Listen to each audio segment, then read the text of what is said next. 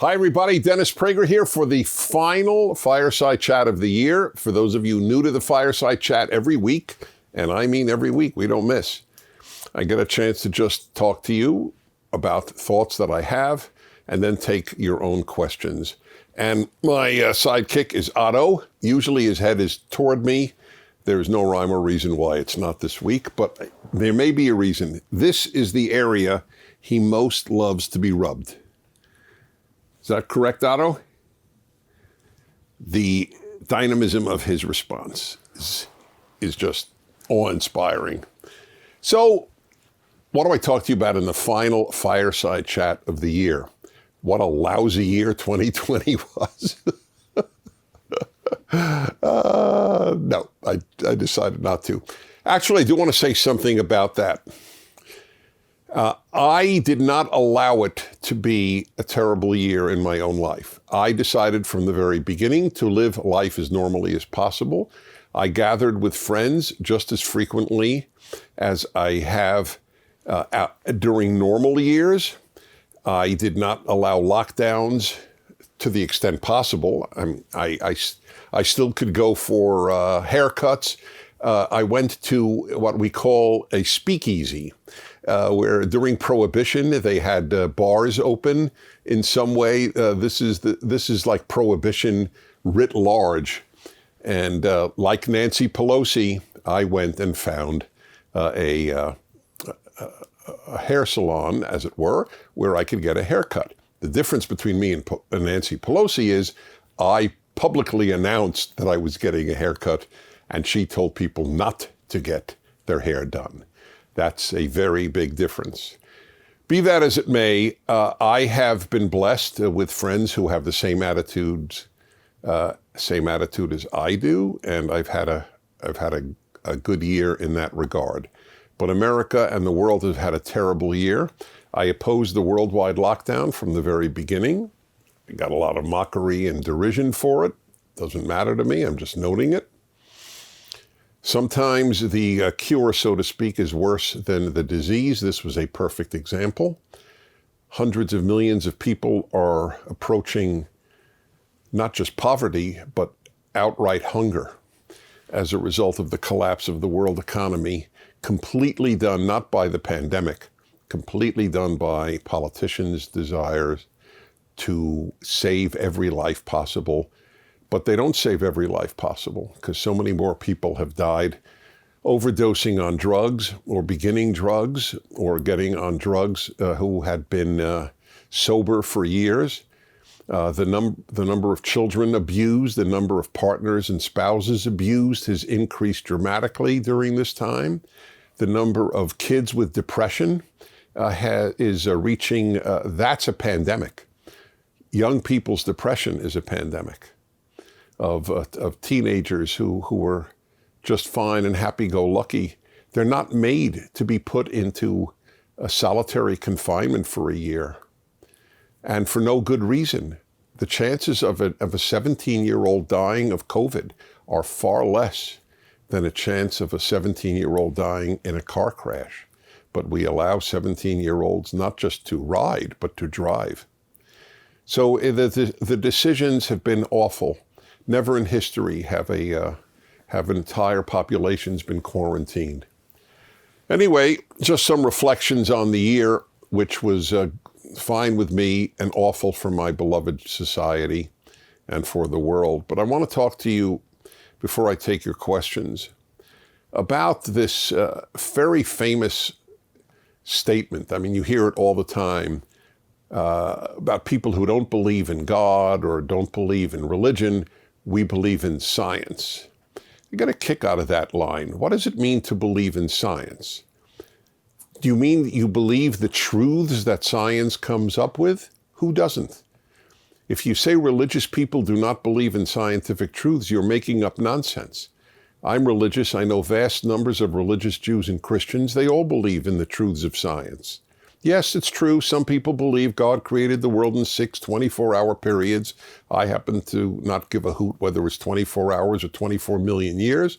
And I make that clear in my Bible commentary, because the word in Hebrew for day can mean 1,000 years. It says it in the Bible, or it could mean 24 hours.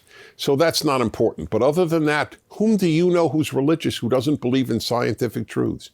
Do you know any religious person who says gravity doesn't exist, or water is not composed of H2O, or don't go to a doctor if they need surgery?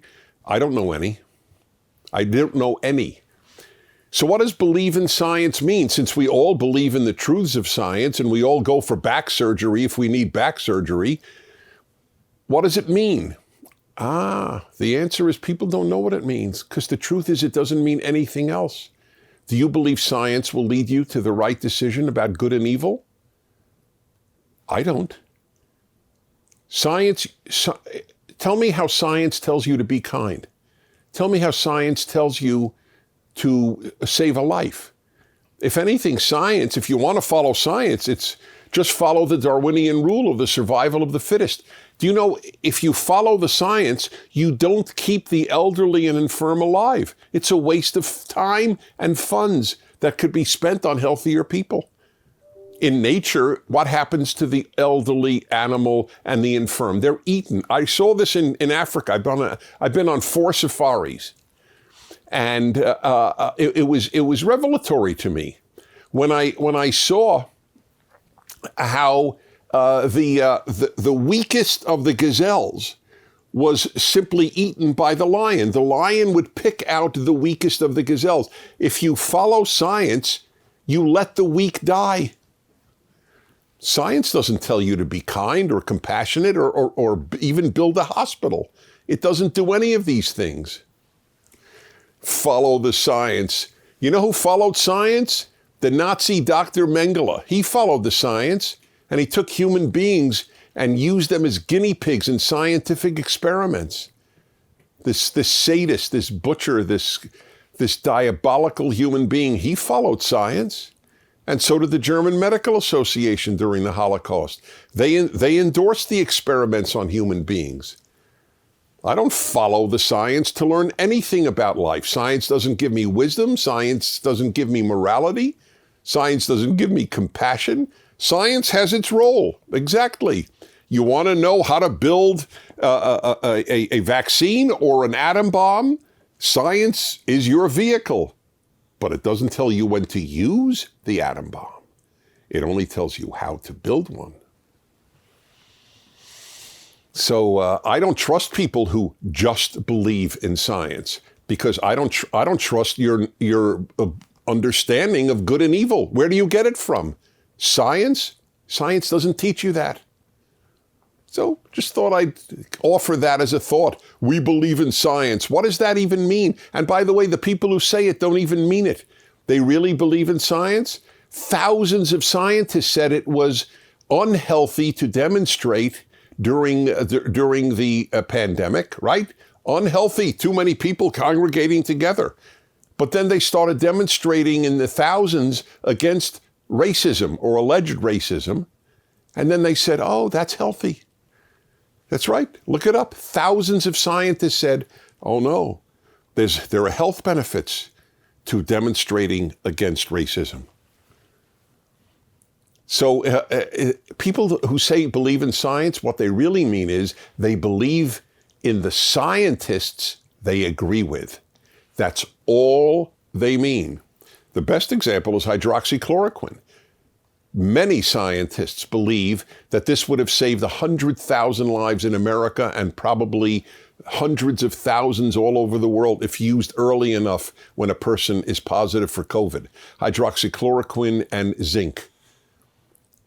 Truly a lot of scientists are pro-hydroxychloroquine.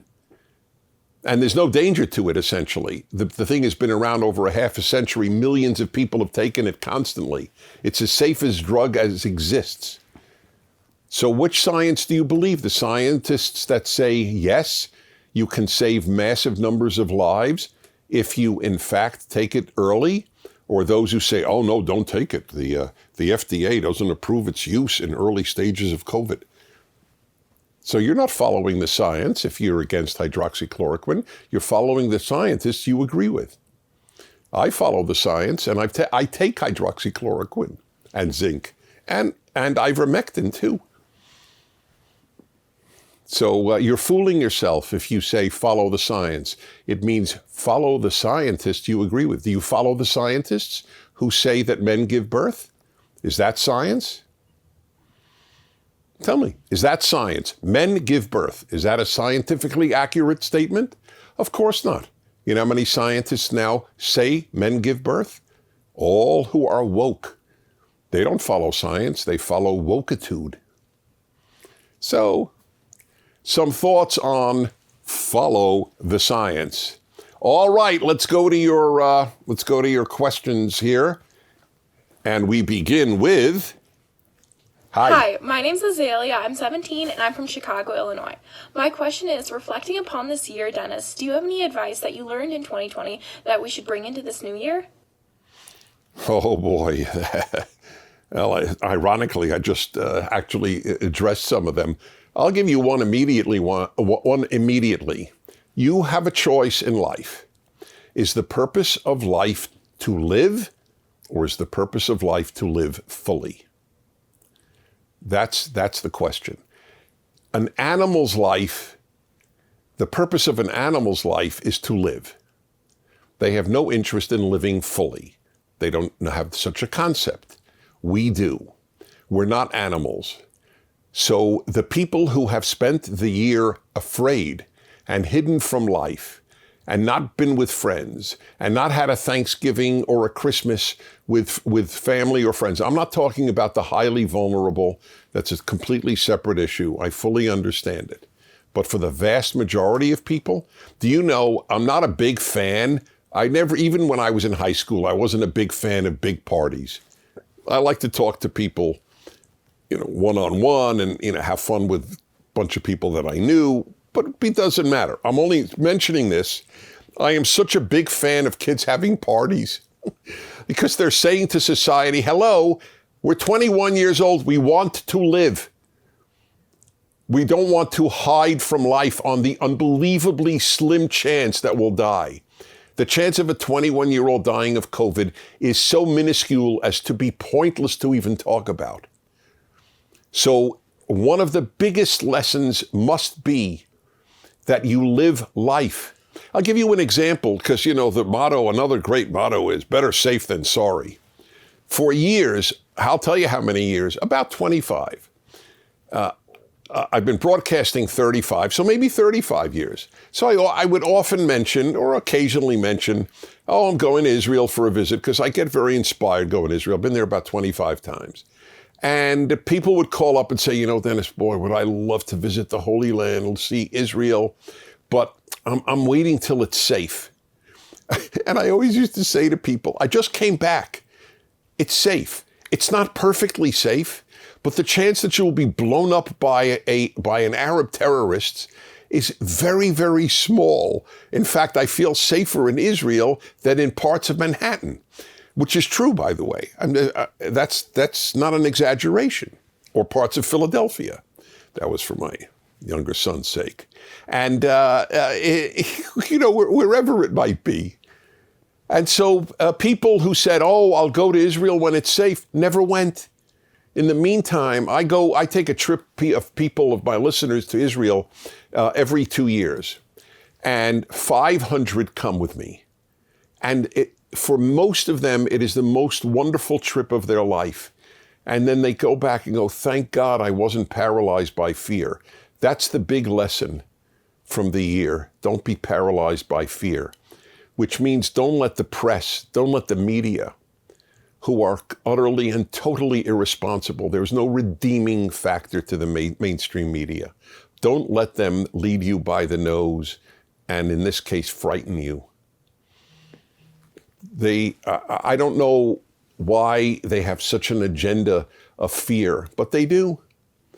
And virtually every country in the world followed the media except Sweden. And even Sweden finally sort of buckled, sort of, not fully.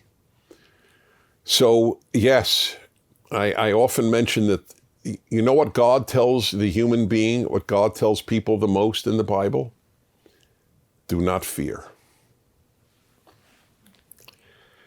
Okay. Jennifer, 20, Roswell, Georgia. Why should men not wear dresses?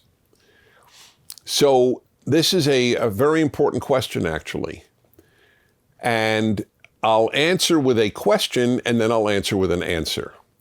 Why should people not go around naked? It's a very serious question. Why should people wear any clothing? Forget male, female. Why shouldn't people, I want you to answer in your mind right now, why shouldn't people walk around naked? Obviously, if it's too cold, they can't. But in the summer, anywhere, and in temperate climates, anywhere, anytime. So it's an interesting question, isn't it? Why shouldn't people walk around naked? Do you know that San Francisco had a debate about this? They had a bill to rescind the prohibition of walking around naked. And by one vote, the bill did not pass. By one vote. They still said that you can't walk around fully naked in San Francisco. And by the way, the reasoning was it isn't sanitary. Naked people will sit on benches and it's not sanitary, which is nonsense, obviously. How many people sit on benches naked? There aren't that many benches in cities to begin with. But they couldn't admit that they really did believe there might be a deeper reason, which gets me to the male and female in a moment. The reason that we don't want people to walk with their genitals exposed, that's what the issue is primarily with regard to nudity, is because, and people don't even know why, it's because we have a deep tradition called Judeo-Christian that says humans are not animals. Animals have their genitalia exposed, humans do not. One of the biggest differences between humans and animals is clothing. Animals don't wear clothing, and they're not self-conscious about their being naked. That's just the way it is, and nor are we self-conscious about animals being naked. So the deepest reason for objecting and not allowing people to walk around naked is that there are certain things that are intrinsic to being human that we want to preserve. And that comes ultimately from a Judeo-Christian outlook. Pre-Judeo-Christian outlook, a lot of societies, people did walk around naked. The Bible says the same thing about men and women. There is a biblical law, men cannot wear women's clothing, and there's another law that women cannot wear men's clothing. And that is to preserve the distinction between male and female, which is fundamental to civilization. Blurring the distinction between male and female. This has nothing to do with the transgender. The transgender are not blurring the distinction. If a woman says, I am a man, and she then dresses like a man, takes a man's name, looks like a man, then it's a non-issue. There's no blurring of the male-female distinction. But when a man wears a dress, that is a deliberate blurring of the male-female distinction. And then you have an unraveling of the basic fundamental order of civilization. I know this is not the way people think, because people don't think about the consequences of ending the Judeo-Christian tradition. I've devoted my life to one overriding theme, and that is the bad consequences of secularism. Secularism is great for government, but it's not great for life. What's our timing? 19. Oh, good. Really? Mm-hmm. Well, it's the second time in a row. I think your clock is off. It feels my inner clock. Rodrigo, what do you think? That time of year, maybe. Oh, really? The time of year, what, when clocks break? Maybe inner clocks, yeah. Yeah, the inner clocks break. That's interesting. All right, Dominic, 23, New Jersey. Hi, Dominic in New Jersey. How do you know when you find your purpose here on earth? It's a very, very important question. So I have a few ways of approaching that. Well, to be precise, you know it when you know it, and I know this is almost a sort of it seems like an evasive answer, but it's like there's a very famous story about a Supreme Court justice on a pornography case. And he was asked to define pornography. And he said, I can't define pornography, but I know it when I see it. And it was a good answer. I mean, it is difficult to define pornography. And you know it when you see it. And likewise, when you have a sense of purpose, you know it. It comes. But I would like to offer you a more helpful answer, perhaps. Through most of history, people were given a purpose rather than looking for one. So, for example, for the vast majority of people in history, getting married and making a family was a built-in huge purpose of life. That's another thing secular society has killed. We are fewer people than any time in American history, or for that matter, Japanese history, are getting married. It's because of the death of religion for many people, both in Japan and the United States.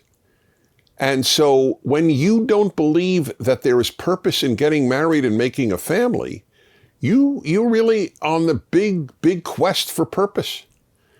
So what people have done is they have made career purpose. But there are very few careers that truly fulfill that hole in you that wants purpose. I think I could tell the story of my trainer. She's either 30 or just about to turn 30. So I've known her for years because I've been training with her for years. And I know her before she got married. I know her after she got married. And I now know her after she has a baby. And she was very committed. That's why I have her as a trainer. She's a terrific trainer. And she got a great deal of satisfaction from being a trainer. And then all of a sudden, she had a husband and a child. And now she tells me she finds it very hard to leave the child. It's very tough. Somehow or other, and I'm not knocking at all profession. It could be a big deal in a person's life. But compared for most people to making a home and raising a child, unless you are in a very, very powerfully fulfilling work, and that exists, then it's a toughie. For the vast majority of people, the purpose was given. Get married. Make a family. Then you need a job, you need income to support the family. So most of the time through history, it was the man of the family who made the money. And what he felt was, wow, it doesn't matter that I'm selling tires. I don't get that much meaning from selling tires, but I get an immense amount of meaning from making money from selling tires to support a family. So then almost anything you do becomes meaningful because the money that you've earned goes to supporting a family. I dare say that selling tires and making an income and supporting a family is a hell of a lot more meaningful than teaching gender studies at Paducah State College. I made up the name of a college because I didn't want to offend any given college. So this is a real problem, this purpose issue, and so did religion. The other thing that gave people deep purpose was religion. And to go to church each week, to go to synagogue each week, to have the Lord's Day in Christianity, to have the Sabbath in Judaism, where you convene with co-religionists, hopefully have a meal with them, and pray with them, study with them. These are huge. I devote mass amounts of time to my Bible commentary. It's very hard work. It's the hardest project I've ever embarked on. but it's immensely rewarding because I believe in it. So when you knock out religion and you knock out family, knock out marriage and children, what is your purpose going to be? CEO of some tech company? Wow. You know what? That's not that much. CEOs are replaceable. No matter how good a CEO you are, you're ultimately replaceable. But nobody could replace mommy. Nobody could replace daddy. Nobody could replace a best friend. That's the thing. Okay. Allentown, Pennsylvania. Look at that. Matt, 37. Dennis, love your show and the puppies. Now that's interesting. Did not isolate Otto. And he is not hurt. I just looked over to see if he was all insulted. Somebody should mention even hintingly at Otto. I mean, at Snoopy. He loves Snoopy, but I'm not sure he wants to share the spotlight. Question, considering you were a Democrat in the past, but now a conservative, what is your position on the argument that the Democrats and Republicans switched platforms at some point in our history? Thank you for doing what you do. Thank you, Matt. Well, here's the interesting thing. It's funny. Considering you were a Democrat in the past, but now a conservative. So I have a real big surprise for you. There is only one thing I can think of that I have changed my mind on, going from the Democratic Party to the Republican Party, going from liberal to conservative. Literally only one, and that is the size of government. I realized, and that's a big one, by the way, America was founded to have a very small government so that people have as much freedom and responsibility as possible. That is the unique thing. Every other society in history had big governments, kings, emperors, religious people and theocracies. Only America was founded to have small government. But otherwise, there is not one value that I have rejected from my liberal Democrat past. And I'm called a conservative. So in other words, I didn't change my values. The left, the liberals changed their values because they don't realize that the left is their enemy. The enemy of liberalism is not conservatism. The enemy of liberalism is leftism. How many examples you want? Liberals believe in free speech, leftists don't. Liberals believe in racial integration, leftists believe in racial segregation. Colleges have black dorms. Liberals hated black dorms. The only people who were pro-black dorms are the Ku Klux Klan and leftists. Dorms based on race is called segregation. That was the dirtiest word for liberals when I grew up. It's still a dirty word, in my opinion. I want complete racial integration. Liberals knew capitalism is the only way to raise people from poverty. The left hates capitalism. So I haven't changed. Liberals did because they now accept the left as part of their own ideology. Kutsia, 21, St. Louis. My name is Kutsia. I gathered that. I am from Afghanistan, living in St. Louis, Missouri. When learning about the Holocaust in grade school, it always bothered me how such evil could happen. I look at the hate that has spread through America today, and it makes me question where the future is headed. My question to you is, how did Nazism happen, and what role did propaganda and illiteracy play in it? Truly admire what you do. Thank you. Well, it is scary, actually. The only way the Holocaust could have happened, I've written this for all of my life, is based on lies. Lies are the root of evil. Money is not the root of evil. Appetites are not the root of evil. Lies are the root of evil. Not that the others don't cause problems, but you can't have mass evil without lies. The lie that blacks were inferior allowed slavery. The lie that Jews were inferior allowed the Holocaust. And yes, when the mass media lie, your country is in trouble. And I believe the mass media in America lie. And we are in trouble. That's why they suppress people like me and others. Because the left, for whom truth has never been a value, liberals value truth, conservatives value truth, but truth is not a left-wing value and never has been. That's why they are willing to shut down all dissenting voices at college, at high school, at your place of work, and on the internet. Because it's easy to puncture lies if we are allowed to expose them, but they don't want us to do so. So it is a scary time. And that's a sad fact. But I'm not scared because I don't walk around scared. That's one of the things I mentioned about one of the great lessons of 2020. So I wish you, from the bottom of my heart, a happy and healthy new year. And I will be with you, God willing, all year like this past one. So on behalf of Otto and Megan and Rodrigo and Nathan and the folks at PragerU, have a happy year. Thank you for watching this video. To help keep PragerU videos free, please consider making a tax-deductible donation.